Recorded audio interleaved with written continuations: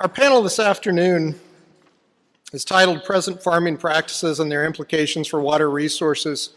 And this group will be bringing us perspectives on the science itself, impacts of current practices, as well as some of the techniques that can be used to ameliorate the impacts of today's farming techniques.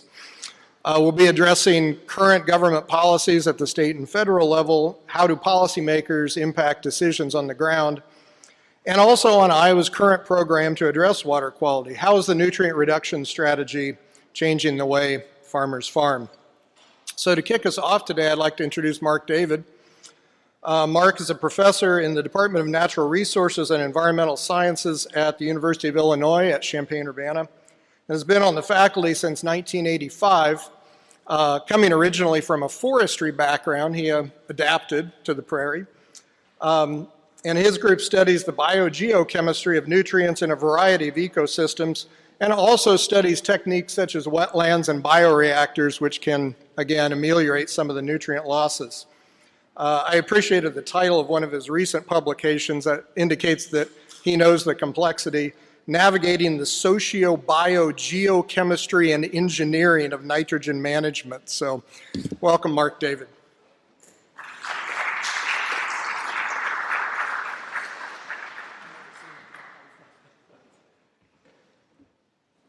Okay, well, thanks. I appreciate the invitation to come over. A lot of the issues being discussed so far today are the same issues we discussed in Illinois. The only difference in Illinois is we have a few more people, and at least on the phosphorus side, the point source contribution is more important.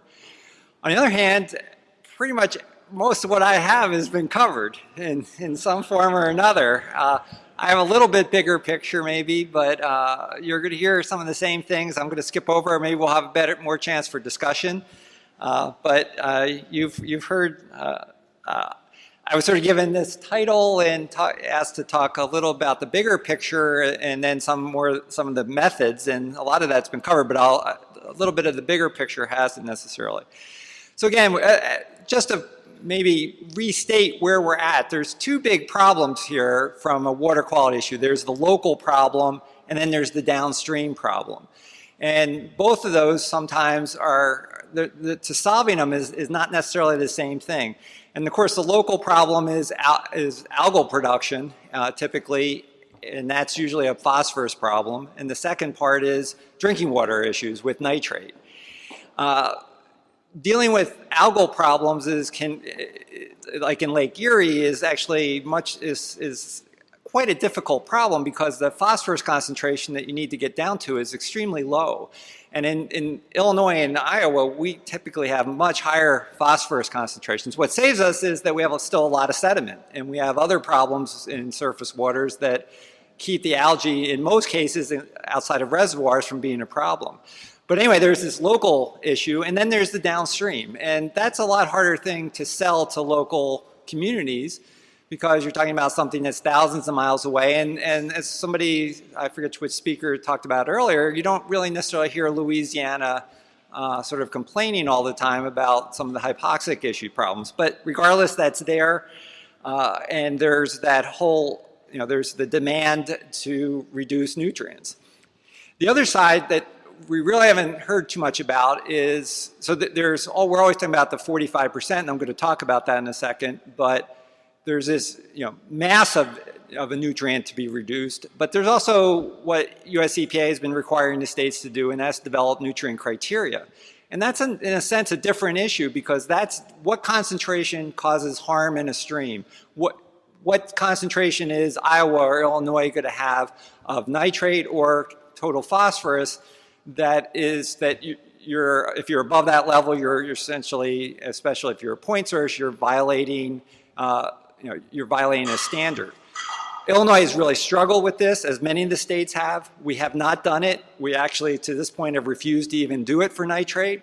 That is a battle that is still ongoing. I've been in the middle of it for over almost 12, 15 years. We've been talking about it. And the problem is you could reduce nutrients in Illinois and Iowa by 45%, and you would still be in almost every stream and river well above whatever nutrient criterion you might want to set. And that's a real problem. And that's where these two things are not the same. So sort of getting to a number and reducing a mass amount are two different problems, and I would almost say the nutrient criterion one's even harder to meet. But that's the big issue. This is a US issue when we talk about these things, but more specifically, it's been the hypoxic zone. And a lot of people have talked about it. This is what it looked like in 2014. And again, the hypoxic zone, in case you're not as familiar with that, is a low oxygen zone, less than 2 milligrams per liter, that forms each summer in the Gulf of Mexico. And nobody's shown this picture or this figure, but this is the pattern. It's been monitored since the mid-'80s. Nancy Rabelais at Louisiana State goes out each summer. We don't really know that much about when it forms and when it breaks up. All we do is have this 1-point measure in usually the 3rd or 4th week of July, where they go out and measure it over about a 1-week period. You can see the different years. I noticed, maybe it was Keith or somebody had it was the number of days of exceedance of 10 milligrams per liter was 2002 for Des Moines. 2002 was the record hypoxic zone. It was also the record year for our watersheds in Illinois for losing nitrate. I mean, it rained a lot. It rained just the right amount to drive tile drainage in storm event after storm event. And for most watersheds, I would venture in the upper Midwest, that was the largest loss we'd ever seen. And that was the largest, I guess you can't, the largest hypoxic zone. Other years don't, drought years have very little loss. 1988 was a drought year. There was almost no hypoxic zone measured. 2012, of course, was another dry year. You can see there the action plan goal is for 5,000 square kilometers. We have not, the goal is to have a 5-year average at or below that. We've obviously been well above it even over the last 5 years, and that's the challenge that we've all faced. Of course, we've had 2 different action plans. We're currently operating under the 2008 action plan that followed the Science Advisory Board recommendations that called for a 45% reduction in nitrate and total phosphorus going to the Gulf of Mexico. That followed the earlier action plan that just called for a 30% reduction in nitrogen. So we've ramped it up from 30 to 45, and we've added phosphorus during that time. So the interesting thing is, I thought this would get a lot more press over the last few months, but it didn't. And they kind of quietly, I thought, rolled it out. And 2008 action plan, which it seemed like now is a long time ago, had a target date of now for reaching the 5,000 square kilometer or 2,000 square mile target. Obviously, we're not there. So again, that was to be driven by the 45% reductions. So what happened? Well, on February 12th, they basically said, all right, well, this is a big problem. It's going to take at least another 20 years. So the target is now slipped, you could say, or really slipped from 2015 to 2035. So I find this as a really interesting environmental problem. This is a problem that we've identified for starting in the 80s. We studied intensively in the late 90s. We've had targets, and now we're saying, well, this is such a serious problem. Our goal is now 2035. So there's several ways you can look at that. One is, yeah, this is a really difficult problem and we can wait another 20 years. Or you could say, maybe it's not the biggest problem. If this was a real crisis, could we afford to wait 20 years? I don't know. You can make your own mind about that. The only thing they put in now as an intermediate goal or target is that that's their language. I took it word for word. To track progress and spur action, we're to have a 20% reduction in nutrient loads by 2025. So that's where we're at. That's where the hypoxia task force is at right now. So even though they meet twice a year, even though we've had all these discussions for years, the new plan now calls for these 2 targets, you might say. This is the big picture of what's going down the rivers. This is what drives the whole thing. And when you look at it, the top panel here is just water, because water does matter in terms of the load. And that's actually, if anything, been declining. This is through 2013. And these are the USGS measurements. So this is the total amount of water that goes to the Gulf of Mexico. And then there's nitrate. And you can see the increase in nitrate from the 1950s up to about 1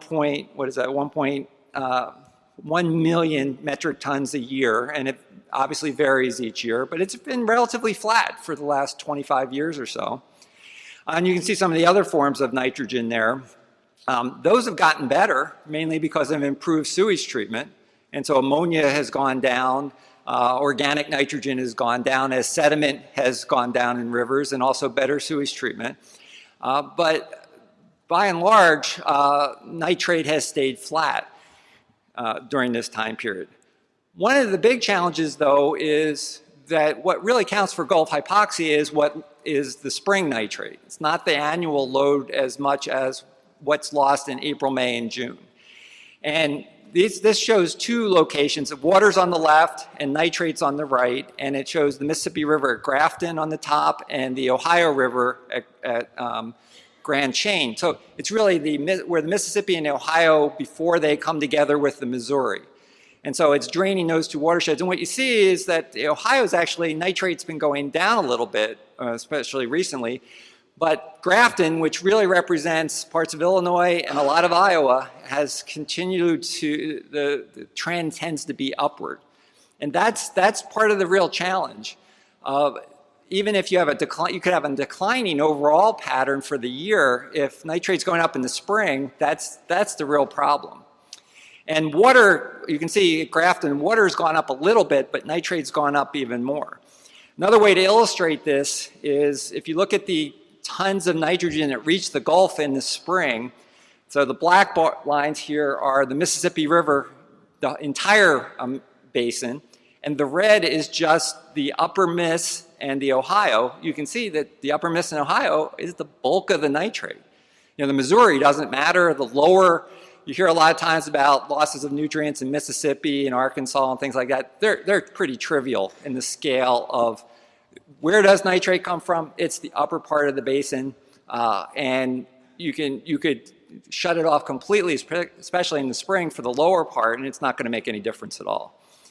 So you can see that in some years it's almost 100% of the nitrate is coming from the upper basin. I do want to mention one other thing, and that's phosphorus. Again, that's the same water. Phosphorus is something that's really hard to understand in one sense. And I was on the Science Advisory Board. We really struggled to explain this. The trend has continued. And the trend is that total phosphorus for the entire basin is going up.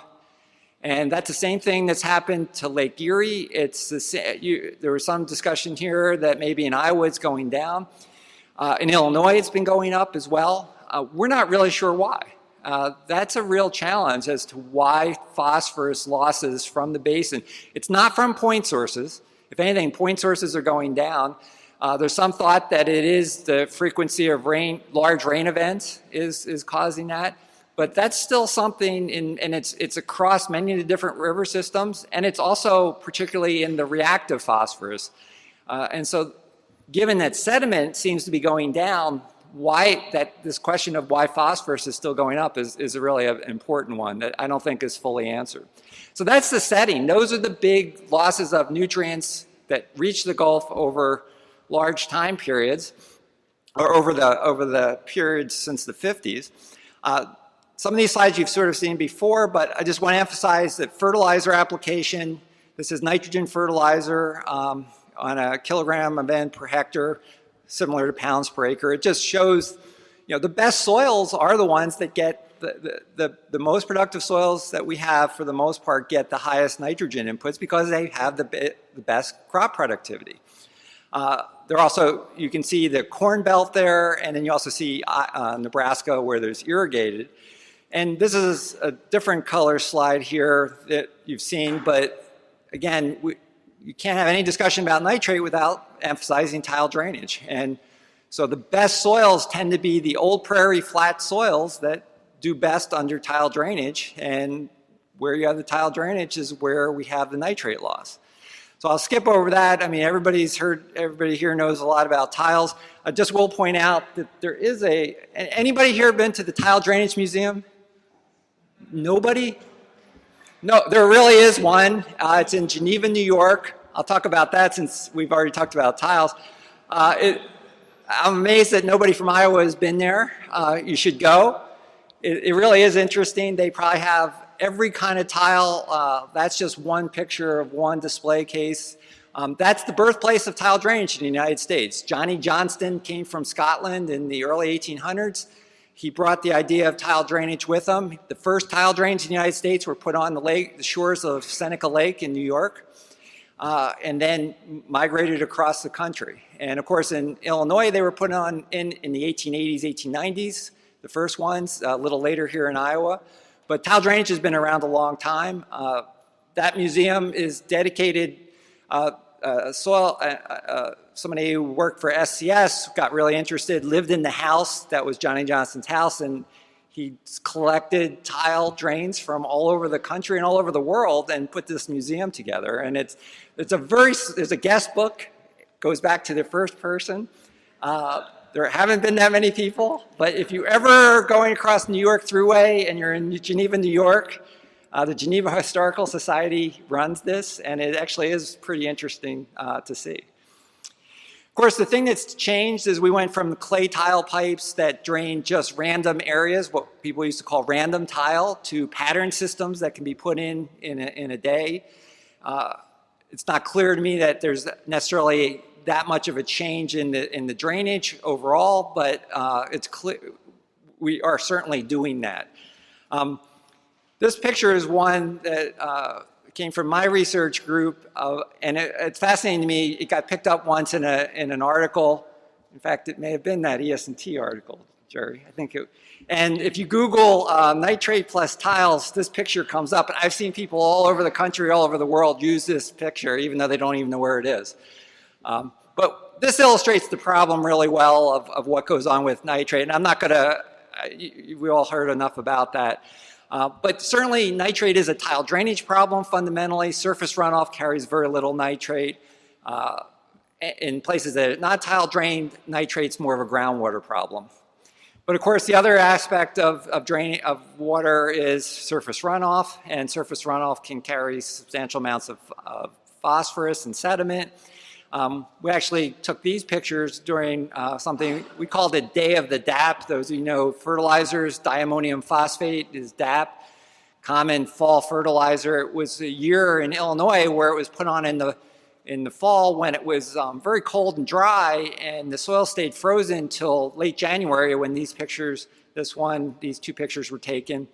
And then we saw, we had tremendous runoff, and the DAP had never been incorporated, and we had ammonium phosphate concentrations of many milligrams in every river around.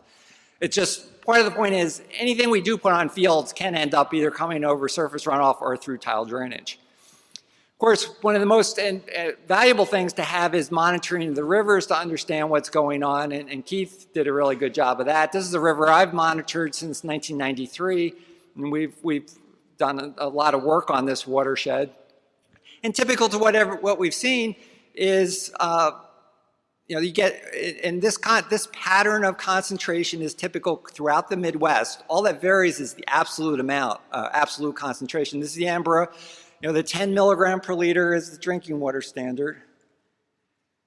This river goes up to about 15, 16 typically. So you get high concentrations in the winter and spring, and then they decrease in the summer. We too set a record, at least for our, following the drought of 2012, we hit our record concentration right in here, just a little below 18. Because there was a lot of nitrate left over in the soils after the drought, and a lot of that flushed out the next year. It wasn't actually the biggest load that we'd ever seen, but it was a fairly big one. So we know that these patterns exist. This dropped out. I've never given this. This is from a paper we did that just shows where nitrate comes from. It backs up everything we've seen, and with Illinois and Iowa being the two big states. One of the things that hasn't been illustrated is this is an interesting way of presenting a whole bunch of data, but it's basically retention time, how many meters of water go by in a year versus removal. And I do have there's Saylorville Reservoir on here in red, but basically says to me, once nitrate gets in the rivers, it's gone at the important times of the year. The point down here is one we published, which is streams in central Illinois, virtually no removal because there's no time.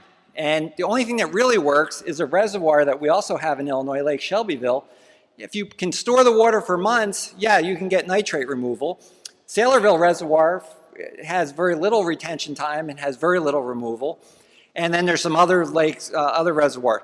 But the whole point here is to illustrate that it's really difficult. Once we kind of lose N out the tile line, it's difficult to remove it. It's not going to, and especially in the spring, it's going to the Gulf. So we've already heard, I can go through this really quickly. What can we do in agriculture about this? Well, we already heard about the nutrient use efficiency, the 4 R's. There's the in-field management, especially things like cover crops that you hear about, and then the edge of field. I've worked on almost all of these. I'm skeptical on many of them, to be honest. I think the edge of field ones are really a challenge because they suffer from the same thing. When you have a wetland that's full, or you have a saturated buffer, or even a bioreactor, when you have tremendous flow, it bypasses them.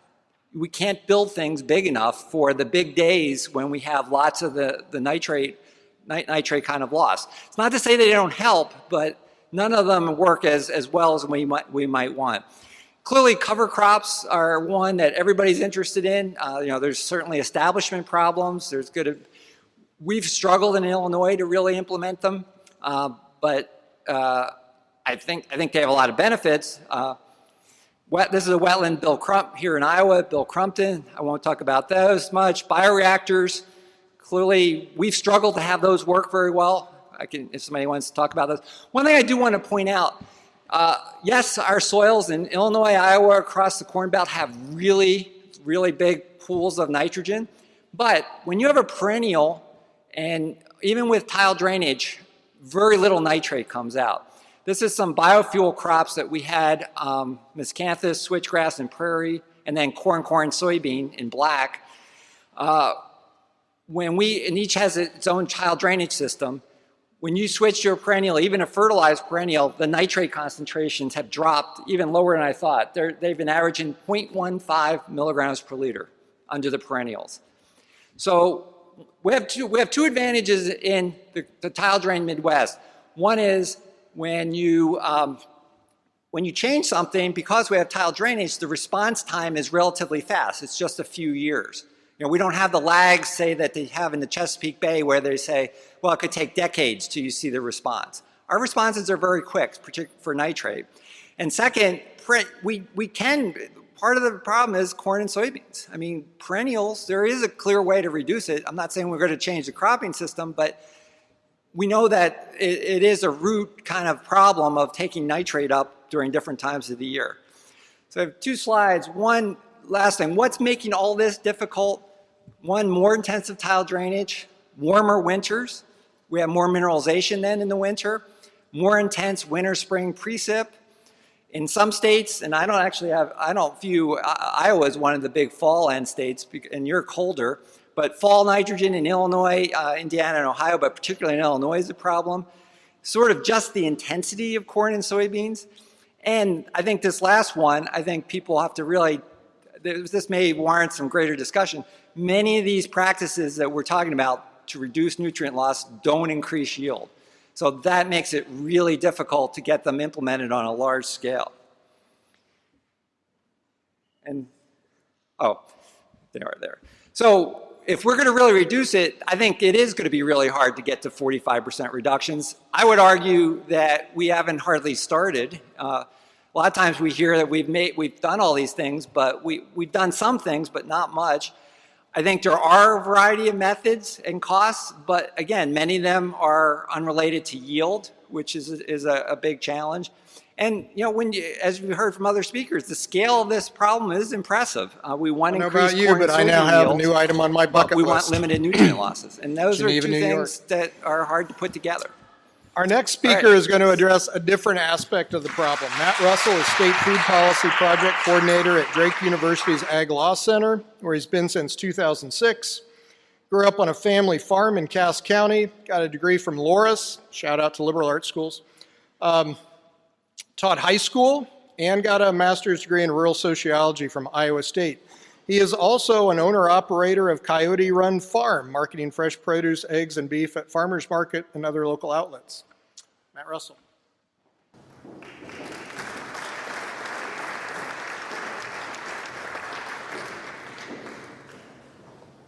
Thank you, Marty, and thank you, Peter, for inviting me and the Agricultural Law Center for participating in this conference, and thank you for all those who organized it.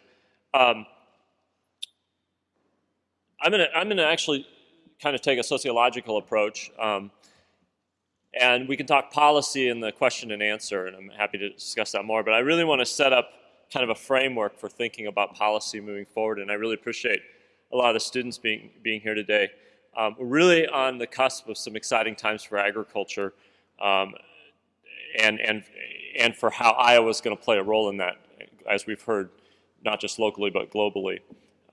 And I'll see if I can figure this out. Oh, it's all working. So I'm at the Agricultural Law Center, and we train law students in the area of food and agricultural law, set up internships for them, and they get a certificate in food and agricultural law.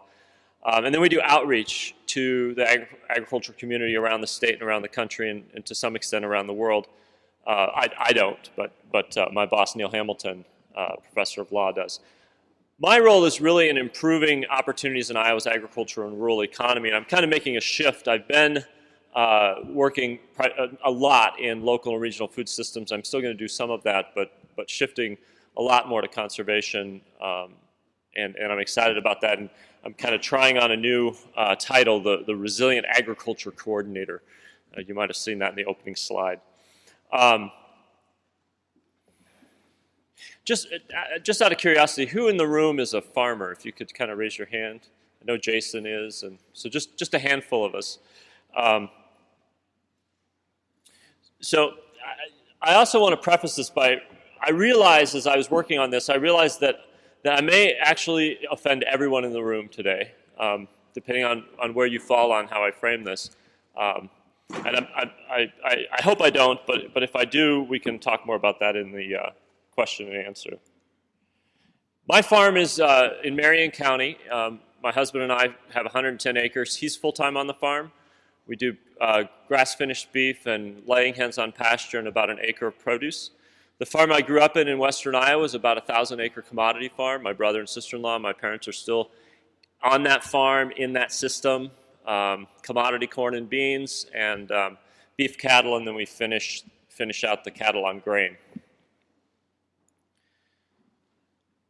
I want to talk about, when I talk about food and agriculture, in the last few years I've really framed it around this continuum of food and agriculture, and at one end of that continuum is a very highly industrialized, globally sourced, very specialized agriculture, mechanized, high finance, and at the other end, if you can think about that, would be actually growing it yourself. So walking out of your house or onto your deck or whatever and eating the food that you grow. And my framing is that even though our farm that I make my livelihood, part of my livelihood, certainly my husband's livelihood, our farm is very much at that end of the grow your own continuum. My parents' farm, and the one I grew up on, is closer to the other end of that continuum, but I eat all along that continuum. And global agriculture really extends that whole continuum. And so that's how I'm framing today, is to think about how farms fall on that, and then attitudes about farms. So to illustrate that, I want to look at pork production in Iowa, okay? So at one end of that continuum is we'll say like Prestige is a company that really specializes in pork production. So it's highly industrialized, highly specialized. Oftentimes it's just a few acres with the pork facility. Oftentimes it's employees that are raising those hogs. That's kind of the very end of that industrial continuum. And it's vertically integrated. So even the person, those hogs are in a system that's very specialized and to some extent very, very productive. And then if you move along that continuum, you get a little bit more diversity. Maybe somebody's doing farrow to finish, so they've got the sows, they're finishing the hogs, and they actually own crop ground. So that very extreme, the owners of the crop ground maybe have a relationship, but not an ownership relationship with the hog production. They're distinct, right? So now we move along that continuum, and we're tying together some greater diversity. The farrow to finish has the crop ground. Then you look at a farm where you have multiple livestock and the crop production. Then you get to like specialty pork production where you're marketing in a special way. You maybe have special production, again, more diversity, maybe more management intensity, hoop house production, organic, maybe you're marketing to Niman Ranch. And then we get to retail agriculture where you are actually growing, like our farm, what you grow on your farm, you're selling directly to consumers. So it's, and then you get all the way to where you're just growing your own food right there. And I think a healthy agriculture thinks about that whole continuum. Now here's the challenge.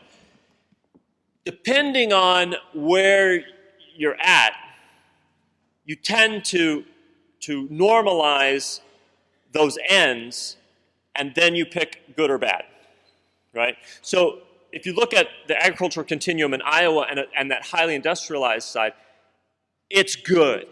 And why is it good? It's highly efficient, and it fits a narrative. And it is. It's highly efficient. It's highly productive. It creates a lot of benefits, okay? And if you look at the other end, it's bad. It's inefficient, and if you want to see an inefficient farm, we don't have an open house, but you're welcome anytime. Contact me. You're welcome. We can set up you can come see my farm, and I can show you inefficiency. We do a lot of things by hand, small equipment, but we also are very successful, and our farm plays a really important role. So then you get to other people look at this, and it's like, our farm's the good farm, industrial agriculture's the bad farming system. So I'm going to talk more about this, but this really shapes the dialogue around agriculture in the country, and particularly here in Iowa.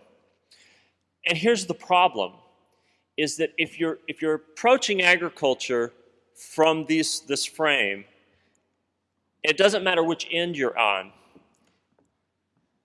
it's polarized. It's defensive. It's passionate. It's self-confident. And it's self-interested. And that's a real problem. Because what we get then is people, like, we normalize the system that we like and we defend it.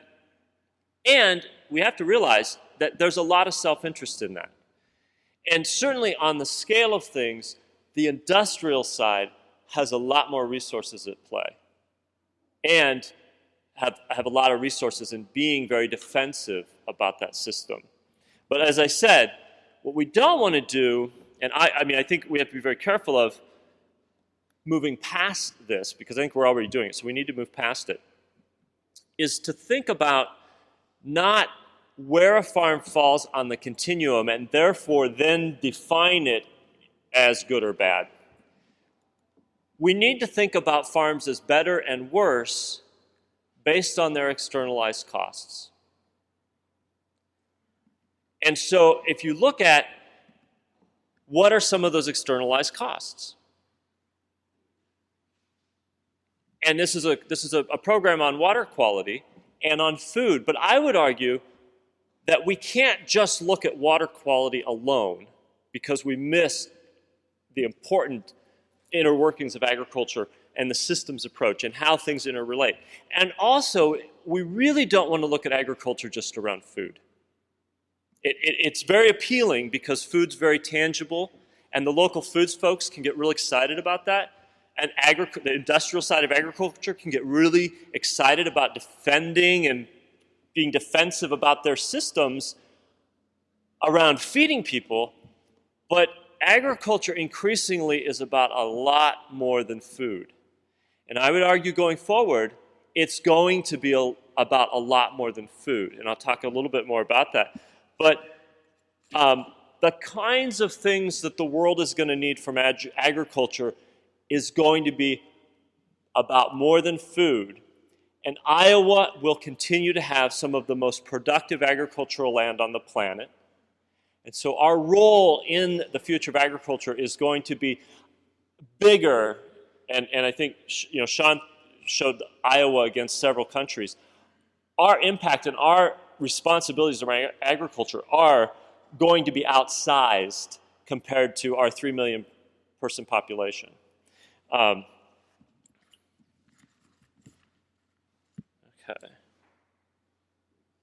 Yeah, so water quality not in isolation. And so these are the things that, and they're not, I mean, this is not an exhaustive list, but I think it's an expansive list about the kinds of things that we can, and we need to be critical of these things. We need to look at agriculture, we need to say, are we delivering externalized costs that are important and that need to be addressed? And they're interrelated. So if it's not about where you fall on the continuum, but how your farming system, and when I say system, you can have a Nyman Ranch hog operation that's sited incorrectly that has a pretty dramatic impact on a watershed. It's not like the local foods piece is the fix. It's that, is that system, is that farm that we're looking at, are the external are costs being externalized, or are they being internalized? And we need to figure out how to internalize them. And here are some approaches. Greater diversity tends to improve outcomes. And so management units. If you have a whole section of a county, if that's your management unit and you're managing that whole section exactly the same way, that's going to be a problem. Because that land does not lay the same, your soils are not the same. If that's your unit of management, I can tell you, you are going to have some real problems with external costs. But if you bring that in and you start to manage, and Sean even pointed out, that if you take your most unproductive parts of that unit and you break it down and you manage it differently, right? So management units can be very effective. And the trends have been larger management units, not smaller. Year-round production, and we've seen those slides as well, that when we have something growing on the land all year long, we're going to have better outcomes. So monoculture with long periods of fallow are going to have greater outcomes, or poorer outcomes, than if you have a longer growing season. Cover crops would be an example of improving that. Multi-purpose. If you have one thing that you're trying to do on the land, that can create greater external costs than if you have multiple things, multiple values, multiple approaches, multiple revenue streams, those kinds of things. And then structures are extremely important as well, because it breaks up the management units, all kinds of things. It slows water, all kinds of good things around structures. But they all have costs. Right? So let's look at just a second. What do you do about these costs? One is you can internalize these costs. Farms themselves, you start to figure out, well, and I think in some ways the Des Moines Waterworks lawsuit is an attempt to internalize those costs. It's to shift those costs back inside the system as opposed to paying them outside of the system. You can also reduce those external costs, and that's kind of what federal policy is about, is cost sharing and putting in structures in place so that it's not the farmer themselves that pay all the costs, but others, and we try to keep those costs on the farm themselves. So then the question of who pays, and we have private entities, that's the landowners, the farmers, and the consumers, right? Because if you internalize those costs, you may actually increase the cost of those products. So that's, and then publicly we've got USDA, we've got IDALS, and all of that is taxpayers. So what's the role of taxpayers? And to some extent, we have some nonprofits. So if you look at the work the Iowa Natural Heritage Foundation, Susan's here, we'll hear from SILT later. There are some nonprofits who enter into this mix, although they play a much smaller role than the private and the public. Huge needs in agriculture. What do we need? We need more practices, and we talked about that today. We can do it. This isn't, I hope we're getting past the conversation, although I still see from the defensive polls that we're not necessarily there. We're still defending our own ground as opposed to saying, okay, there's a problem, let's fix it. More practices need to be put into place, greater diversity, and greater diversity. My farm plays a role in that. Having a lot more smaller farms is great, but there's a lot of folks who at the kind of local foods end of the continuum, they make the argument that we're just going to replace industrial agriculture with farms like mine. A, I can tell you that's not going to happen, and B, I can tell you if it could happen, it would be a terrible idea. We really need a mix. We really need a mix. So greater diversity, and how do we do that? More structures in place. We've talked about that. Bioreactors, wetlands, terraces. We need them, and there's great opportunities. We need more dialogue. We need more people talking about this and thinking about it. And there are some awesome individual examples all over the state, all across that continuum. You can go to some very large farms, highly industrialized, producing for global supply chains, that are doing amazing things on their farm. And you can go to some farms that are doing horrible things. And you can even find some farms like mine who maybe at a smaller scale, but you can walk across those farms and see some real problems, right? It's not necessarily the scale, although there's some that plays into some extent, but it's really about what's happening. We can find individual examples of farms that are doing great things, but we also have this reality that Iowa agriculture as a whole is not simply a success story to share. There are problems that we have to address. And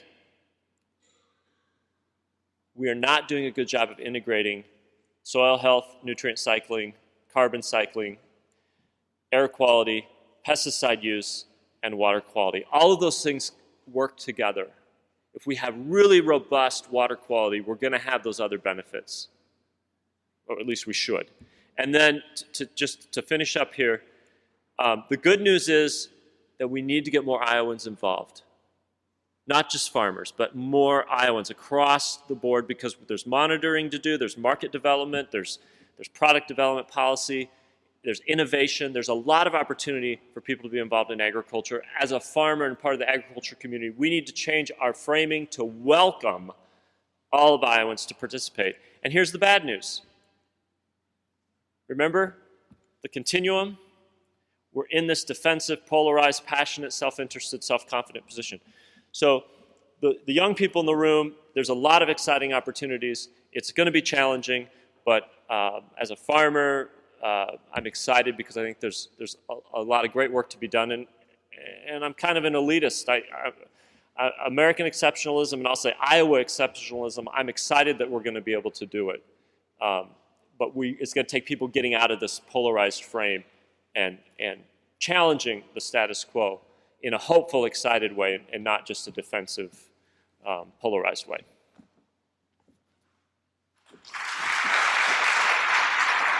And then,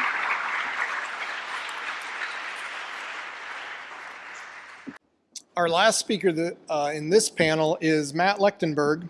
He's the Water Quality Initiative Coordinator for the Iowa Department of Ag and Land Stewardship. In that role, he manages implementation activities, the Iowa Nutrient Reduction Strategy. Matt's an Iowa State grad in agricultural systems technology.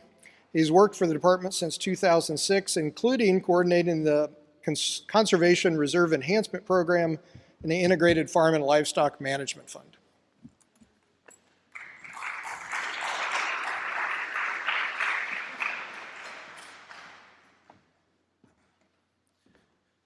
Thanks, Marty. As Marty said, I'm Matt Lechtenberg. I'm with the Iowa Department of Agriculture and Land Stewardship. And so what my role is with the department is addressing the nutrient reduction strategy, beginning implementation efforts of the strategy through the Water Quality Initiative. So a lot of this stuff is going to be very similar in some review as it was for Dr. David as well. Just on the scale, I've run through these really quick because this has all been reviewed, but just want to make one point. Iowa's production is so great. What point wasn't made was Iowa has that level of production of grain versus Canada's on about a third of the acres. Similar to China, that's about half the acres of what it takes for China to produce the same amount of soybeans. So a huge concentration of that agricultural production and also that productive capacity. As Sean had mentioned, it's not, these nutrient issues aren't because of our fertilizer directly. There's certainly improvements that we can make, but if we're looking at the goals that we're trying to achieve, we need to look at beyond just that traditional look at applying less fertilizer, and I think that's been covered very well by others here. I just want to touch on that because I put the slide in, so I might as well say something about it, I guess. But and just a little bit more, since this is talking about a historical perspective of agriculture, just one point I would illustrate too here is why we have seen that shift is in concentration of row crops is because of technological advances as well as different consumer preferences and production methods. But what happened around this time as well is mechanization of agriculture as well. We need the oats, we need the pasture for the animal agriculture that powered agriculture. With the advent of the tractor, we lost a lot of that. We also have commercial fertilizers, all those other things come. And so that's the reason that trend has gone down there in the 1950s and 60s. So I'm sure a lot of you have seen this graph as well, but this is the science assessment portion in a nutshell of the nutrient reduction strategy. So assessing all the practices that are available, all those technologies that we have the information around to say this practice has this level of impact on nutrients leaving the system. This assessment only looked at research in Iowa and surrounding states. It doesn't assess a practice that was in Europe or what the effect of that practice in Europe has and says it's going to translate to Iowa. It's similar climate, similar soils, that we reasonably think that there would be expectation that those practices would have a similar impact. And we even see that variability even within Iowa, obviously, depending on where you are in the landscape, the landforms, and what have you. And so it's broken up into different categories. You see a lot of the traditional practices on the top. Those are our infield practices, so doing better nutrient management, improving the timing, different sources, things like that, and what that corresponding reduction would be in the corresponding reduction. What we do see is many of the infield practices are relatively small impacts as far as loading reductions, but we do see one that's most promising, and what you see a lot of focus on is cover crops, where we actually see a much higher reduction because we're closing that gap of the fallow periods between harvest and planting, the critical times when we're vulnerable to those losses, when we have nitrate in the system and we get the rains and nothing to hold on to it. So that's been the focus. We also see that there's also been, with cover crops, we also get a larger impact both on nitrogen and phosphorus. Many of the practices, and the reason that there's two graphs is because there's not a lot of overlap between the practices. One practice might be more effective on nitrogen, the other one might be more effective on phosphorus. And cover crops, by covering the soil and also retaining that moisture and those nutrients, we're getting that combined effect. And I'll talk a little bit more about cover crops with some photos as well. We also assess practices when we talk about land use. A lot of the discussion has been about corn, soybeans, and the annual growing seasons of our crops and the issues that it surrounds with nutrient loss.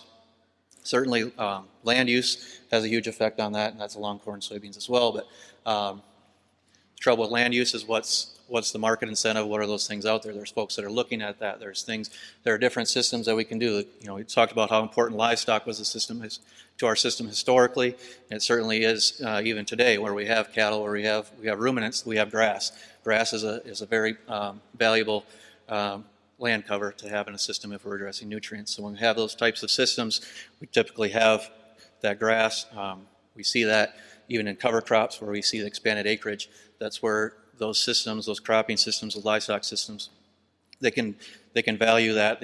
There's a market incentive to growing those types of systems, and so those are the areas where we're going to advance or see more adoption readily versus some of the other systems. They have an advantage in that sense. With the land use, certainly there's other things, other ways we can provide market incentives that some folks are working on in the state, especially the biofuels, obviously that kind of that emerging market. But just any kind of perennial type food system, we're going to have that. You know, corn, soybeans, our annual crops. You look at our entire diet, we depend a lot on annual crops, whether it's vegetables, fruits get into more of the perennials, but even if we were growing 24 million acres of tomatoes, we would still have these nutrient issues without these types of practices in our system. So, and then once we move down from the land use type practices, we get into the edge of field, and it's been covered today some, but we look at areas where we can target those, where we get higher levels, we can get those practices in place to actually provide some filtering capacity to some of those nutrients. And I would say, in general, in the state, we've been much further advanced in that end on our on the phosphorus side, on the soil conservation side. We've had a program in place with the State Department for over 40 years. It's easier for producers, landowners to get their hands around the issue of loss because it's tangible. You can see soil erosion and you can do something about it. And so you can, and they're more traditional measures. When I started my career in watershed projects, and this is along the lines of nitrogen, the only practice that we had as something that we were promoting or incentivizing in those watersheds was nutrient management. We've come a long way even in the last 10, 15 years on our understanding, and a lot of those edge of field practices have been a result of a lot of that research and that understanding, realizing that we need to go beyond just managing our fertility levels. We need to have this cumulative effect, do those things in the infield the best we can to keep those nutrients there in the crops, but realizing even with our cropping systems and these the weather patterns, we're going to need these edge of field practices to provide a cumulative effect. So on nutrient management, there's a lot of folks that are doing a lot of different things, and a lot of innovative things around the state and around the nation.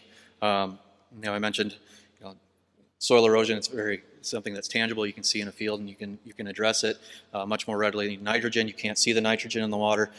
There's some folks that are developing tools. A lot of it's looking at modeling. A lot of it's based on research, looking at how we fine-tune those nitrogen rates and our nutrient management.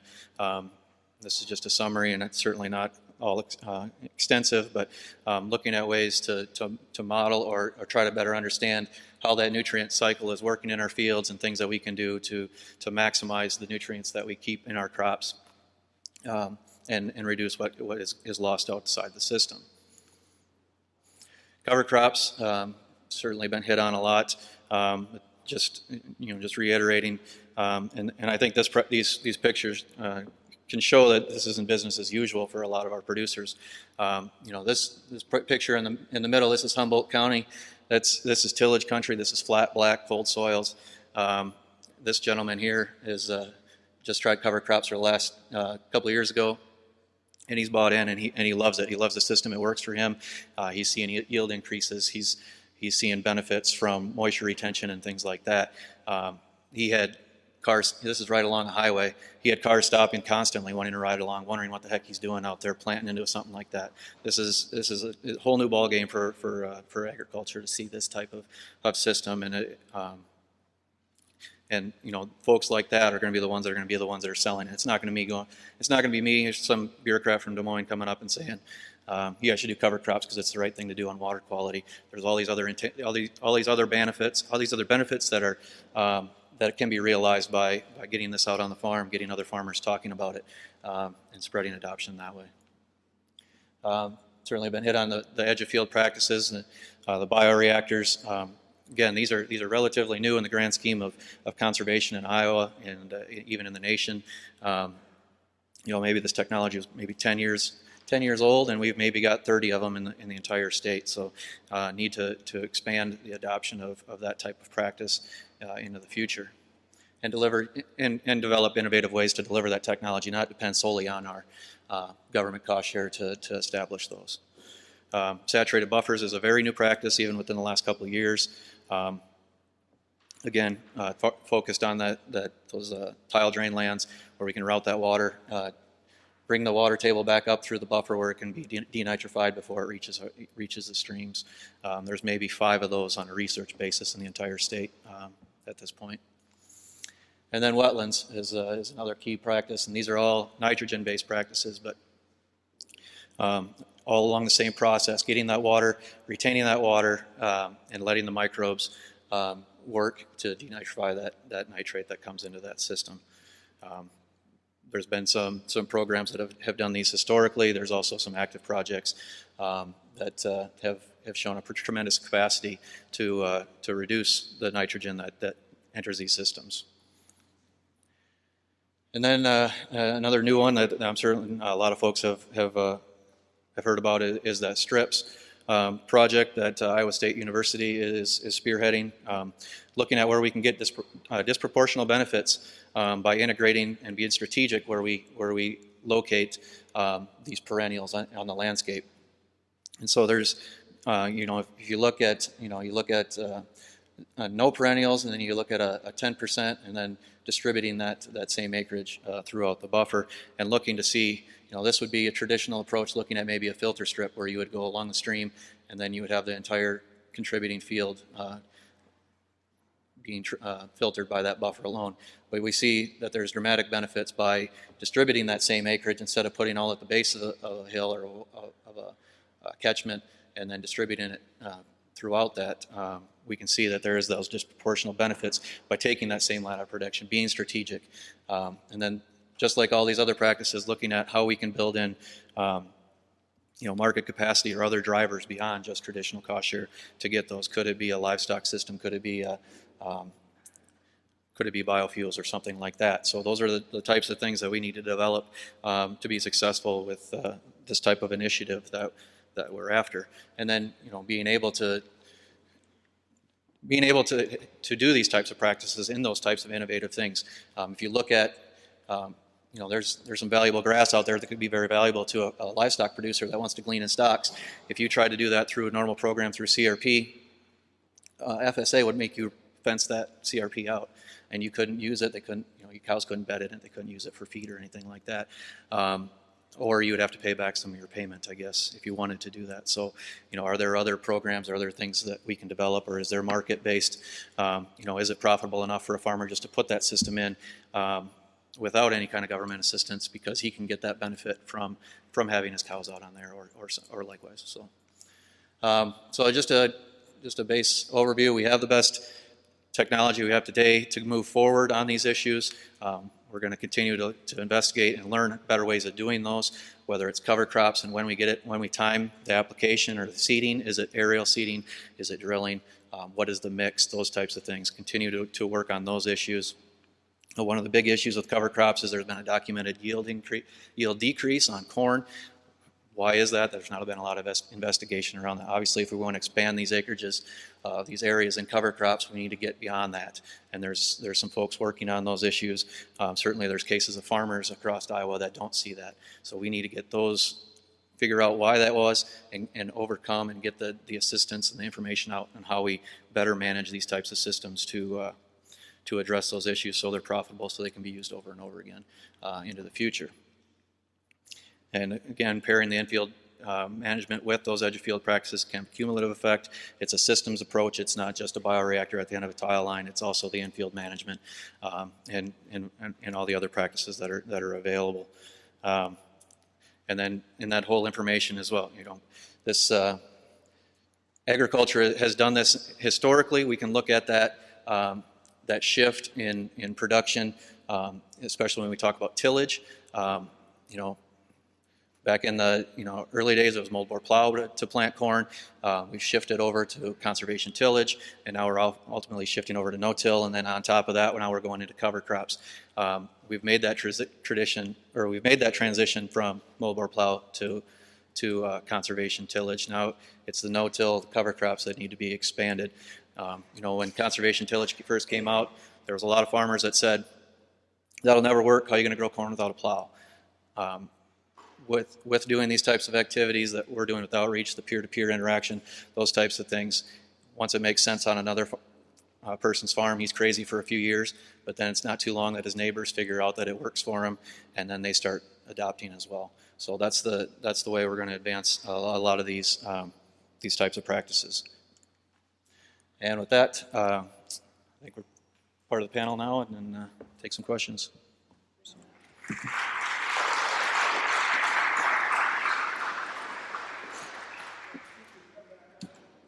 It's about edge of field. Well, there's several. I think one of the most difficult ones is just the amount of water that comes off and when it comes off. And so, yes, some of the work with bioreactors or saturated buffers say, well, for the water that actually goes through them, they work pretty well. But at high flows, lots of the water bypasses them.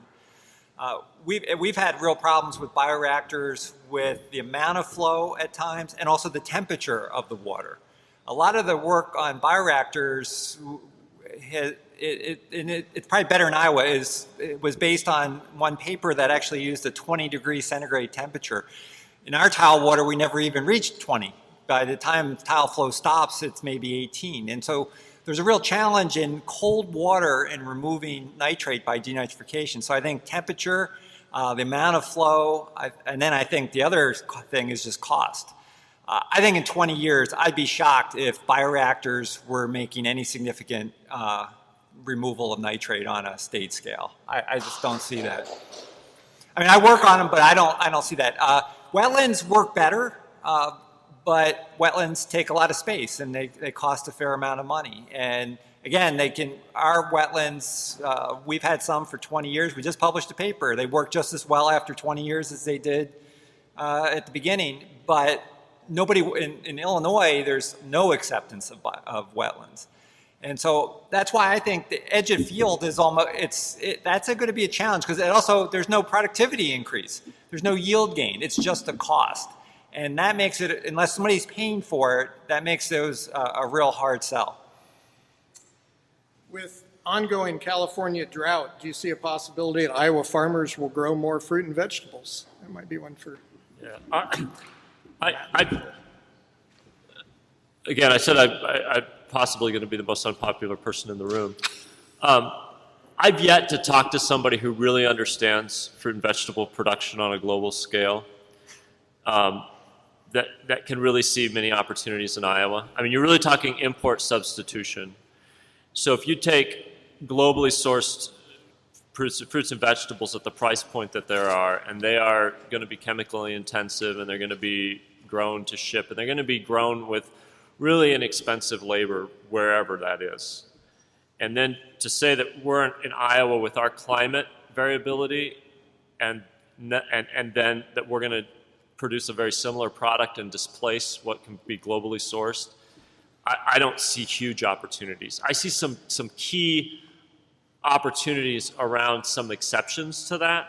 And so if you look at some things that we are actually very good at growing, like apples, and again, our apple crop is, I mean, it's hit and miss. Sometimes we have great apples and sometimes we don't have any, again, climate variability. But if you look at where the opportunities for fruit and vegetables are, I think it's really in branded products that have a lot more values. So they're going to be organic, they're going to be heirloom, they're going to be something that we can produce in Iowa that can't easily be displaced by an import. And so, again, I think there's a lot of excitement that we're going to shift a lot of acres. I just don't see it. If we shifted enough acres to fruit and vegetables that we could grow all of what we eat, it would still be a few thousands of acres, right? So it's just, I'm just not convinced that there's this huge opportunity around fruits and vegetables that some people think there are. Okay.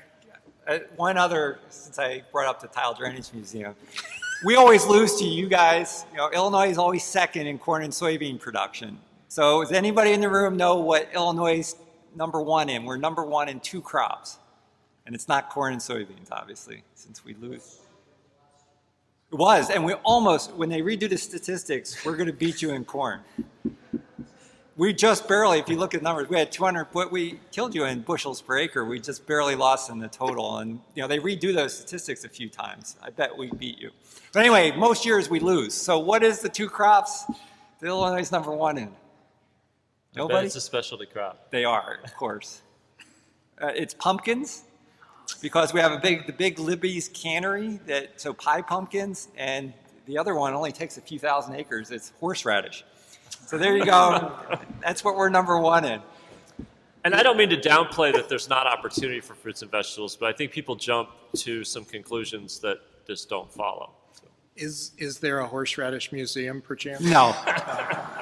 No, it's just that, and that's, that takes, I think that's 500 acres, or down by St. Louis. That's all it takes to be the horseradish state of the country. There's a challenge to some farmer here in Iowa.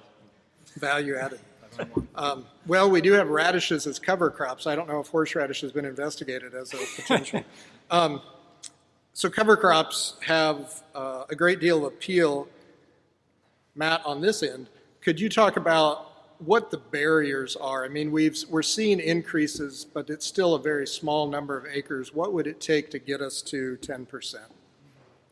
Well, I think just because the whole aspect of it is so new to a traditional farmer, to even think about that, it's perceived as a cost. Bottom line is the biggest thing.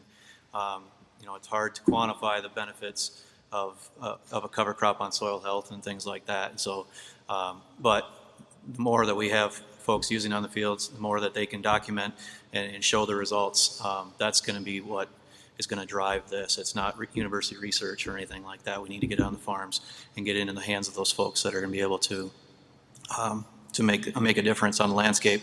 The other is just timing. Our cropping system, we plant as soon as we can in the spring, especially corn, and we harvest as late as we can in the fall. We need to look beyond that type of mode. We need to look at shorter variety crops that would open the window to get better establishment of cover crops. Is there a difference in yield? Are we sacrificing much? Are there advantages? Those types of things we need to look at long term to make this successful. And I would piggyback on that the culture of agriculture, there's a real reluctance. There's I don't want to say hypocrisy. There's a disconnect. So on one side, farmers very much motivated by cost, but on the other side, very dependent on public, the framing of we're feeding the world, we're doing this. It's not just our business, but it's a noble business with lots of these benefits for the world, and we actually depend a lot on public investment to make all of this work. So those things are in conflict with each other. And helping farmers move to understand that they've got to take on some of those costs, they can't keep externalizing them, and to be more open to the notion that that as farmers we're in partnership with taxpayers to deliver those. That's a huge shift, and we're a long ways from making that shift, but I would argue we're going to make that shift. Either farmers are going to make that shift kicking and screaming because we're drug into that, or we can be more proactive and help accelerate that so that we actually have the resources to put these things in place that are going to provide the benefits or reduce our costs. So this one is addressed to Mark, but I think you may all want to address it. Are the best of the nitrate reduction strategies capable of a 45% reduction if applied to all row crop land? Both in the Iowa strategy and the Illinois one, a lot of the percentage reductions are in the 20. They're anywhere from 20 typically to maybe 40 or 50%. The only ones that are larger are the land use change or the cropping system change. So under corn and soybeans, I've been ending a lot of my talks in Illinois with there's no one. Let me see if I can get it right. There's no one practice for every acre, but every acre needs one practice. So essentially, to do it, I think every acre of corn and soybeans would need something different done on it, and that's a pretty difficult task. It would almost fit on a bumper sticker. So I'll throw out a couple here that I think you'll all want to address, and in some senses they're the same question. What are best public policy options for changing farming practices, and should all farmers be required to have a conservation plan to get state, federal cost share? Discuss. Well, on the last part, they do have to have a conservation plan to be part of, to receive cost share. It's the same as conservation compliance, same as being in the farm program. So that one is already there. I think there's some innovative things that we can do to use an adaptive management type approach in the type of system to encourage these types of practices long term, beyond just having a plan in place. But I think, you know, the approach we're taking and the folks that are being involved, I mean, I think the biggest thing is it's not just government driving this, or it's not just a certain entity, it's the collection of, and agriculture really getting behind it, I think, is something that it's happened traditionally as far as agriculture is concerned, and that's the approach that's going to be effective this time, I think. I gave many talks this winter in a lot of our extension meetings and things, and the one question I got asked in the end is by many farmers and sort of professionals in the industry is how long do we have essentially before we're regulated, or how long do we have before we're going to have regulations are going to come? And that's a good question. I mean, I think we're in this period right now where there's this opportunity for agriculture to show that, yeah, we can do some of this. We can start to move things down. Illinois is a little, you know, we have 8 major rivers. We're going to have continuous monitors on all 8 of those. And I think we'll have a good sense of whether things are, I don't know that anybody's expecting a huge percentage, but can we start to see things start to average going down? And can it be done under voluntary methods? I think there's an opportunity. I think there's a window here to do that, but that window will probably close at some point if things don't start going down. And I would say that thinking about a conservation plan is fairly narrow, and that we need to think a little bit more creatively, because you can put together a conservation plan that kind of passes, that doesn't necessarily deliver in over time. And if we look at what we know about conservation, what we knew 20 years ago, and what we knew today, that's always changing. So I think that whole notion of conservation planning, it needs to be dynamic rather than static.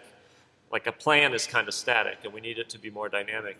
And one of the things, I told my dad this 20 years ago, almost 20 years ago, when I moved back to the state and started working in food and agriculture,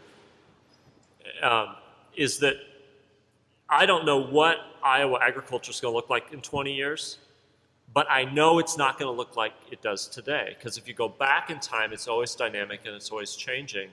But we make a lot of agricultural decisions based on the assumption that we've arrived at the system and the future just looks like more of the same, when in fact it's very different. And so I would argue that conservation is going to look different going into the future, and the demand from Iowa farms is going to look different because there are global needs around agriculture, and carbon sequestering is one of them. And right now, Iowa agriculture is just, we're one of the biggest deniers of climate change and really set our heels and not wanting to do anything about it. We're really missing the boat, because 20 years from now, I imagine, I may be wrong, but I would predict that actually figuring out how to take some of the most productive land in the world and do really aggressive carbon sequestration may be a market opportunity that is much different than the market opportunities today. And so, I mean, we're in a dynamic system, but I think agriculture puts its heels in and really thinks like status quo, just more of the same. That's the future. And that's not been the past. I don't think it's going to be the future. How do we encourage polarized groups to develop joint objectives when the ag versus environment divide is also so politically divided? I guess that's mine. Well, I think, and again, the elephant in the room is the lawsuit, right? Everyone's reacting to the lawsuit. So does the lawsuit create greater polarization, or does the lawsuit by the waterworks in Des Moines, does it create energy that ultimately is going to decrease polarization? I don't know. I mean, as a sociologist, I could predict a couple of things, but it would just be predictions. I think there's probably room for greater polarization, But I think there's a lot more room for moving away from that dynamic because we're pretty polarized. So we can get more polarized, but if you give me 10 years to make a prediction, I'm going to predict that it's going to be less polarized. And I'm not going to pick winners and losers as what was the best levers for that, but I think I think in the next decade we're going to see less polarization, more innovation, and more investment. Do you see any strategies at all for moving in that direction in the current climate? Well, I mean, I think the Iowa Alliance, I'm not getting it right, the Iowa Water Alliance, I mean, that was a very positive step. That was agriculture groups willing, we've seen a shift, right? Because 5 years ago, agriculture wasn't willing to talk about that there's a problem. Now they're willing to talk about that there's a problem. Of course, industrial agriculture wants to set those parameters out of self-interest, but at least we're talking about a problem. At least we're not saying that there's no problem. So I think we are seeing some movements. And we can just be hopeful. And I guess I'm hopeful that young people are going to see a place in agriculture. In the past, it's been farm or agribusiness and maybe some policy. I'm hopeful that in the next 10 years, there's going to be increasing employment opportunities for young people in Iowa to be engaged in agriculture, not just from an adversarial position, but from part of agriculture finding these solutions. It seems like a hopeful note to, I think we're scheduled for a break. So if we want to thank our panel.